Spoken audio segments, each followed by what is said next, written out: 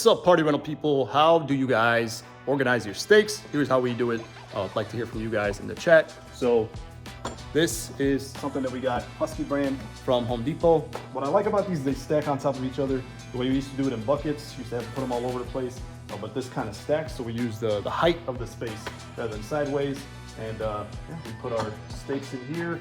We have our tarp stakes in one of them, and yeah, that's how we do it. I'm not sure how everybody else do it. Let me know in the comments some different ways. What do you guys think about this? Have you tried this? What do you think about this idea? Now, extension cords, not so sure about the best way. We just use a trash can here. So if you guys have a better way for that, let me know. But this works for us. Again, we're always about utilizing our space well. Let me show you guys how we organize our big stakes, the big tent ones. But before we do that, again, apparently 70% of you guys are not even subscribed to my channel. You just watch my videos and dip.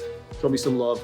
Hit that subscribe button, hit the notification bell so you guys can encourage me to make more videos like this. But last thing I want to show you guys is our tent stake. Now, I don't know how big these are, but these are like vampire stakes. Just to give you guys some perspective, this is one of these big tent stakes is what we use for our tents. You can see the difference. So we just use these this water barrel I got off Marketplace, and that's how we store those. Now, you always want to call 811 before you dig or before you put any stakes, especially for those big ones. You don't want to hit any kind of line. I can tell you guys a story about how I almost hit a line and had Nicor had to come out and make me dig out the stake. Couldn't pull it out, just for a different day. But that's how we organize our stakes. Let me know in the comments what you learned about. What would you like me to make a video about next? What part of my warehouse do you guys want to see next? Please don't say tarps, because I hate these tarps, but love-hate relationships. So yeah, let me know. Here's our warehouse. Maybe you could do a warehouse tour.